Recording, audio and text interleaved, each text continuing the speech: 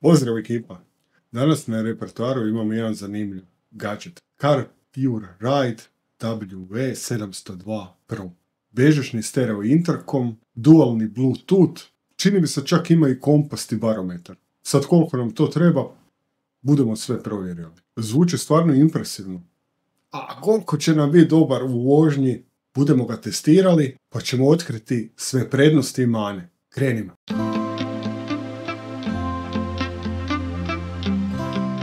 Evo, danas je došao taj paketić, pa ajde da ga otvorimo.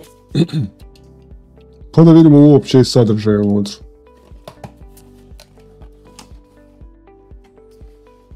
Znači, ovo je verzija bez TPMS-a, to je kao izvorni dodatak. Bome mogu reći da je dosta i teška kutija. Ok, IP67, znači CarPlay, Android Auto i klasično spajanje Bluetoothom. 7-inčni, znači, displejić je. I mogu reći da je dosta, onako, baš kutija je teška. Aha, ima i mogućnost stavljanja svoje SD kartice i upravljanje glasom. Koliko vidim. Okay.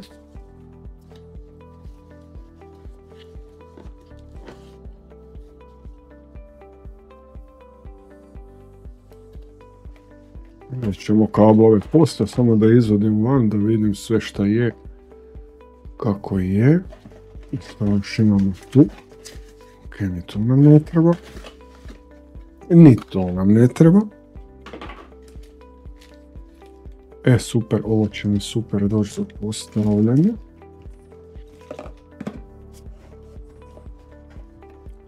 Fora, ključić. Šrafi, imbusić, svašta nešto. Ok. Čak imamo i osigurače. Rezervne. I uputstvo. Ovo je odlično za štender. Ćemo vidjeti kako će to izgledati. Spajanje, to je punjenje putem USB-a. Odlično. I sve je lijepo zapakirano, nemam šta reći. Baš ovako izgleda uređaj, to jest uređaj. A sve zajedno izgleda impresivno. Ok, znači može ići na volan. To je dobro. Mislim, neko nema gdje staviti drugdje nego na volan, pa zato kažem to je ok. Ok, klasično. Znači postoji original i za BMW, za ono njihovo kačenje gore. A tu ide osigurač, tako da se spaja direktno kada date kontakt, da se i uređaj spaja. Ok, ovdje su, koliko vidim, upute, sve su na engleskom.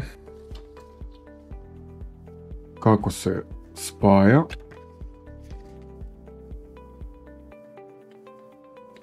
Neću sad ništa konkretno govoriti o uređaju dok ga stvarno ne testiramo, da vidimo stvarno šta to je i kako to je, jer glupo mi je išta nešto reći o ovom uređaju koji može biti fantastičan za relativno nekakve pristojne novce. Normalno da se ne može mjeriti sa Garminom, to je definitivno, ali budemo vidjeli šta to je, pa ćemo onda dalje. Stvarno ok, moram malo sjest, pročačkat, pročitat. Sam uređaj ima 7-inčni HD IPS zaslon. Reprodukcija multimedije, znači ima ulaz za karticu, mora se odšarafiti. Ovdje se pali, ok. I stvarno izgleda onako ok, i nije mi preglomazan, to mi je bitno. Audio izlaz ima Bluetooth audio klasično i Bluetooth odešiljak, znači povezivanja za jednu osobu ili način povezivanja za dvije osobe. Budemo vidjeli točno sve što radi.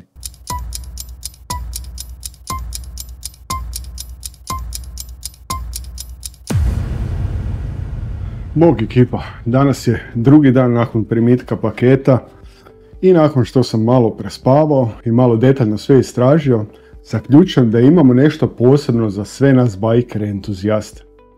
Predstavljam vam CarPure Ride WV702 Pro uređaj koji će vašem motoru dati više tehnologije nego što je imao Apollo misija. Zamislite sad ovo, 7-inčni HD IPS zaslon osjetljiv na dodir koji reagira čak i na vaše rukavice. Dobro ste čuli, nema više skidanja rukavica na semaforu i riskiranja da nam neko ukrade zadnji zalogaj bureka. Šala naravno, mislim na burek. A što je sa vodootpornošću? Pa ovaj mališan dolazi sa IP67 certifikatom, što znači da je otporan na prašinu i može preživjeti uranjanje u vodu do 1 metra dubine. Nećemo to raditi, ali čisto da znate. Dakle, ako nas iznenadi kiša ili odlučimo voziti kroz nekakvu rijeku, ne preporučujemo to, naš uređaj će biti siguran. Uhu! A kako se povezujemo? Pa bežično Bluetoothom, naravno. Bežično povezivanje putem Apple CarPlaya i Android Auto omogućuje nam pristup navigaciji, glazbi, a i pozivima. Dakle, možemo slušati svoje omiljene pjesme dok nas Google vodi na najbližu benzinsku postaju jer smo zaboravili natočiti gorivo. Također uređaj ima dual Bluetooth funkcionalnost, što znači da možemo istovremeno povezati dva uređaja. Znači kao dvije komunikacije. To je kao da imamo dva suvozača koji nam govore gdje skrenuti, ali bez svađe oko toga tko je naravno u pravu. Intercom funkcija omogućuje komunikaciju između dva vozača unutar dometa 10 metara. Savršeno za one trenutke kada želimo prijatelju, ženi ili ljubavnici reći da mu je ili joj kad si ga naopako, a ne želimo vikati ili derati se zbog buke motora. Naravno, tu postoje i druge značajke koje uključuju integrirani kompas i barometar. Dakle, ako se ikada izgubimo u dubljini, barem budemo znali u kojem smjeru idemo i na kojoj smo nadmorskoj visini. To je vrlo bitno ako znamo čitati sve te podatke. Uređaj ima naravno i senzor pokreta, bože moj pokreta, senzor za svjetlinu koji automatski prilagođava svjetlinu zaslona prema okolnom osvjetljenju tako da nećemo biti zasljepljeni usred noći. Znači slično kao i mobiteli što imaju sve odrade. A korisnici, baš sam surfao po netu, kažu da je instalacija jednostavna na različitim modelima motocikala, a kvaliteta zvuka je odlična, a upravljanje intuitivno, što znači da ćemo više vremena provoditi uživajući u vožnji, a manje se boriti sa tehnologijom.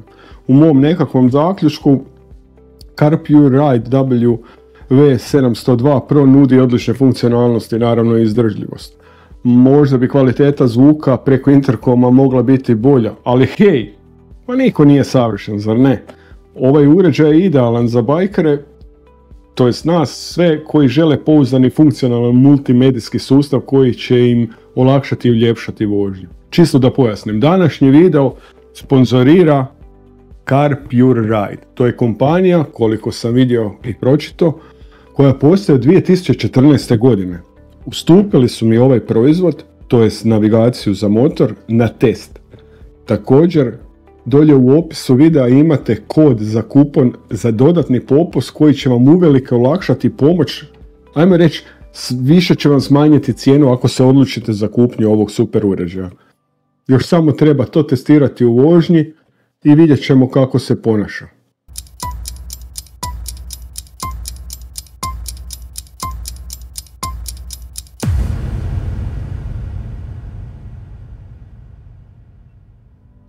Pozdrav ekipa, evo neću dužiti, sada mi motor ne radi bez veze, znači budem vam pokazao spajanje. Znači da je priključeno, vidjet ćete poslije kad baš bude kret, upalim znači ključ, automatski se pali i navigacija.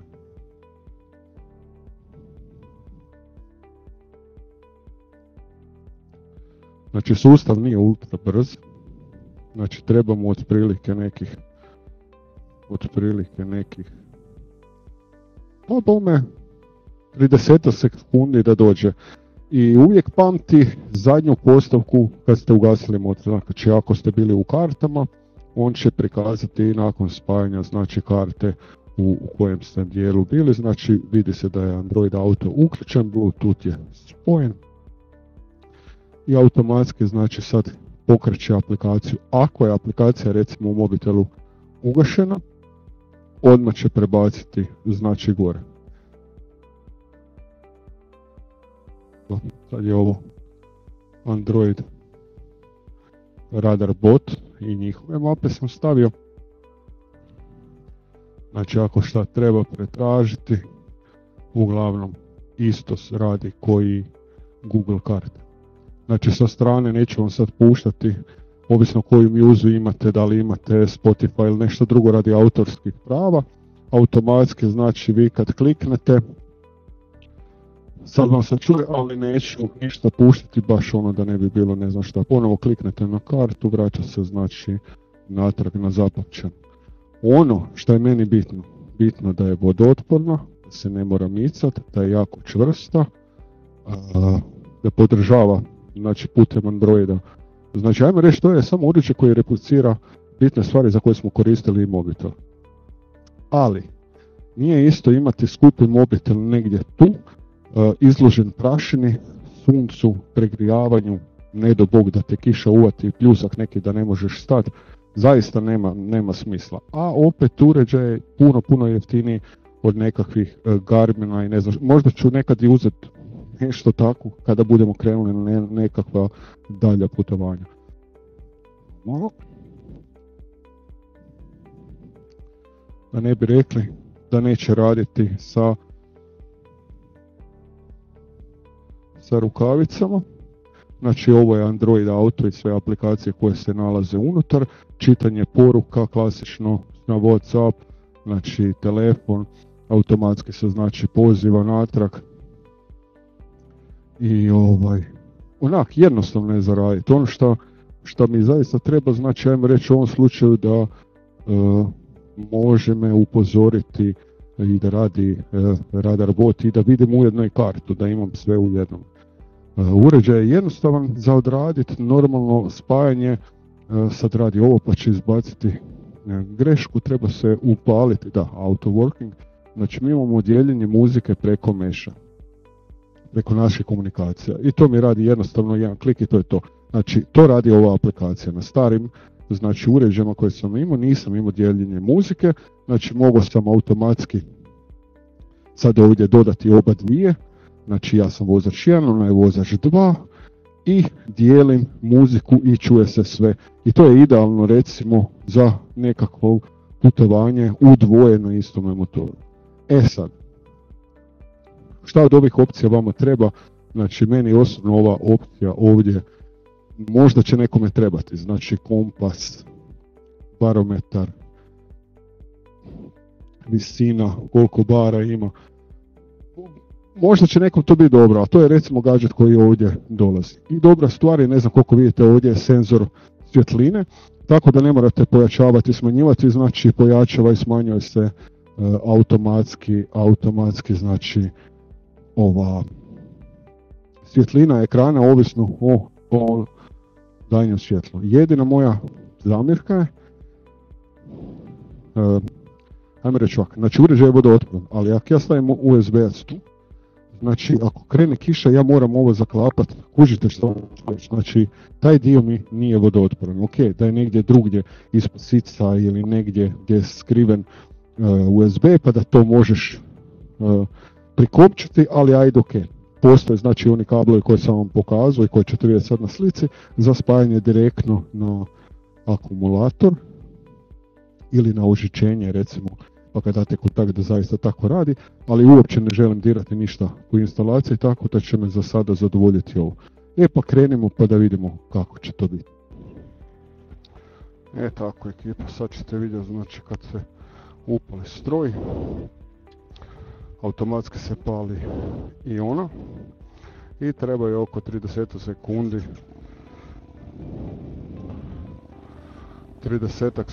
da se spoji i digne sustav na zadnju aplikaciju koja je bila u biti ugašena u motoru, to jest kad smo stali negdje, ne? Kažem, ono što je bitno meni, što je fiksan dio, ok, meni je super jer imam taj dio gdje se može kačiti, ok, može se kačiti ovdje, ali mislim da je ovo onako najidealnije što može biti.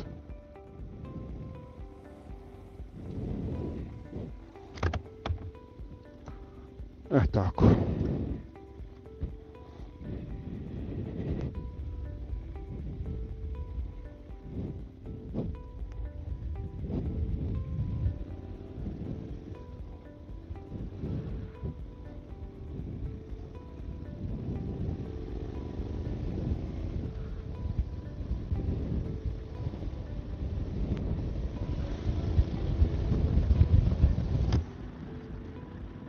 Opet je počelo malo puhat vani, ali ok. Idemo se naći sa Slađanom sad, pa idemo prema Vrbovcu. Ono što mene zanima, kako će Radar Bot odraditi ovaj dio što se tiče javljanja za kamere i za upozorenja na cesti. Zato mi je ovo i najbitnija stavka. Vidljivost na suncu, s obzirom da mi je sunce sad iza leđa, jako dobro. Vidljivo je sve čitati, ok, ono što ne vidim ja sam čorav, inače ne vidim dobro baš ulice, bilo bi mi dobro recimo da su nazivi ulica puno veći, ali ok, da sam odredio poziciju da tu moram stati, vidim nešto, ne, ali ovako, super. Vidim da je razlika između GPS-a i sata nekih, i original sata nekih cca 5 km na sat. Tako da je i to ok. Ok, bez obzira na rampe volim pogledat, jer nije baš da su presigurne. I kažem, vrlo je jednostavno za upravljati, tako da nije neki problem. Znači vi možete sada vas neko izove, vidite poziv, nije problem. Da imate muzu, možete sve, Spotify ili nešto odabrati, vi opet, znači karta vam je u 99% slučajeva primarna, da li je to Vaze, da li je to Google Maps, da li je to Radar Bot koji koristi od Google Mapsa karte, da li je to bilo šta drugo, znači sve šta podržava auto Android ili CarPlay od iPhone-a, znači sve vam je tu na dohvat ruke. I kažem, nema više skidanja rukavica i nećete ostati više bez bureka.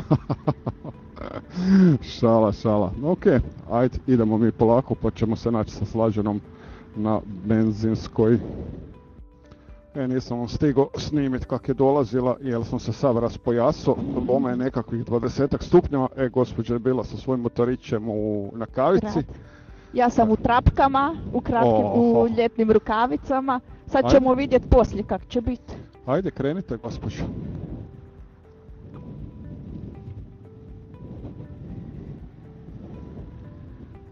Svi su me gledali po gradu kak se lijepo vozim i kak imam lijepi motor. Sic još ljepši. Ak se uspije vidjet malo, pa uspije se to tu vidjet. Ova zadnji kraj se baš vidi da je onak, wow. Mogu ti reći, demonstrirao sam ekipi kako radi navigacija, barem ovaj dio. Aha. I mogu ti reći da sam zadovoljan, prebacio sam Radar Bot na nju. Aha. I onak, pokazalo se. Ok, sad ću vidjeti kad mi bude javio za one kamere šta ima i svašta nešto, ako je to onda je to šta mi treba. Onda bi se bilo da su super. I super mi je jer se pali se automatski kad dam kontakt, ok, treba mu negdje oko 30 sekundi da poveže se sa mobitelom, šta mi je ok, toliko meni treba da sjednem, da se stavim kacigu rukavice, motor se malo zagrije i idemo. Da. I super. Automatski se pokreće aplikacija koja je zadnja bila postavljena kao aktivna. Da. U ovom slučaju, kod nas će 99% slučaja uvijek biti karta prva i zadnja najvjerovatnije. Muzu ne koristimo, pogotovo ne preko toga, eventualno preko ovih slušalica komunikacije, ali za sad kažem, evo i gledljivo je, pogotovo kad sam išao od kuće prema vamo, jer mi je sunce lupalo točno u nju. Znači vidi se sve na ekranu. Radar Bot radi odlično, javlja na vrijeme upozorenja za kameru, ovu, za semafore, čak i za patrole koje su skrivene, nazovimo to tako. Ali mislim da to ljudi prijave na mjestu kojem jesu, pa radi toga znaju. I ovo upozorenje da se potvrdi da li je ovo točno se makne samo nakon nekih 10-ak sekundi, 15 otprilike, ali kažem sve u svemu vrlo zadovoljan. Sad ćemo vidjeti, da, nisam odabrao na karti. Sad kad uđemo tamo u centar ću odabrati na karti, samo malo da vidimo, mogu odavdje, da li ću znat? Aha, gledaj ti ispred ti sebe, kočiš. kočim. Jebi ga, vidiš, malo skreneš pogled i napravi se. Ok.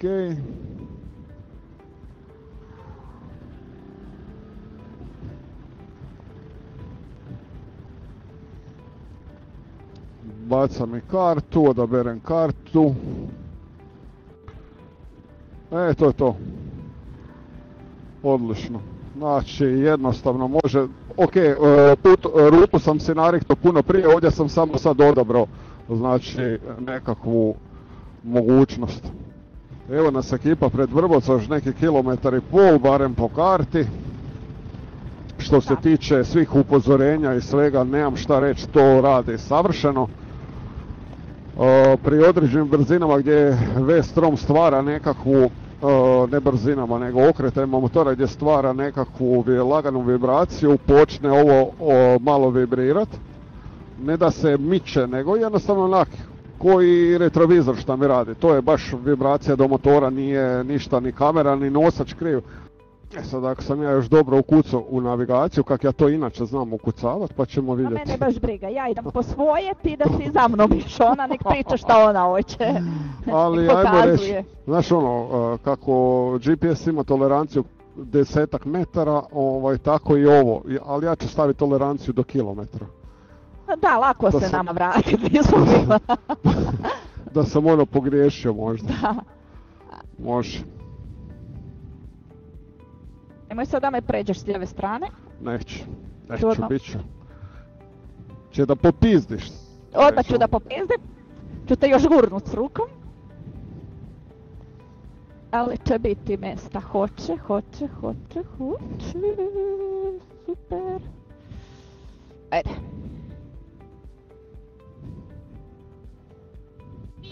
Opa. Pardon. Ok, ekipa, to je to, mene vodi malo dalje, ali ajde, ok. Ekipa, mi smo završili kavu i krećemo sad.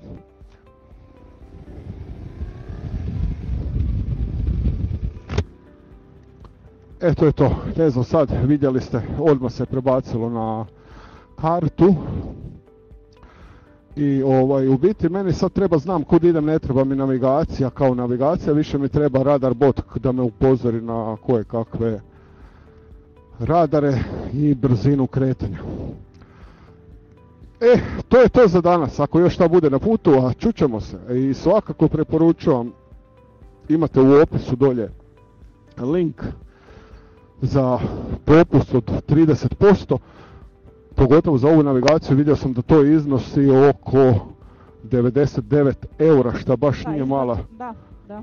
Mislim da sam tako gledao. Da, baš se potrudili, pa onak, iskoristite priliku kome treba. Samo malo, sad ćemo mi njega reznut. Tako. Da, iznad 300 eura je navigacija, znači ide super, da, ok, popust dovoljno. Da, ali kažem, stvarno je funkcionalno, znači ima više mogućnosti spajanja i stvarno radi besprijekorno. Znači možete šerat mjuzu između dva vozača i suvozača, dvije osobe, dvije kacige, kako god. Nama to ne treba, znači to je nekakav mogućnost koju mogu imati, ali nemam zato što nam to Sena radi, to jest naša komunikacija radi besprijekorno, a i ne slušamo baš mjuzu dok se vozimo, više onako do zvuka motora. I to je to, ako imate kakvih pitanja ostavite dolje u komentaru pa ćemo razglabati. Ako vas zanima još koja dodatna funkcija možete pogledati pa ćete vidjeti ili ću vam snimiti ili svašta nešto. Ništa ekipa, vidimo se u sljedećem videu. To je to. Pozdrav. To je to. Ja sam sad na svome, sad je meni lakše. Ajde, čao. Ćao.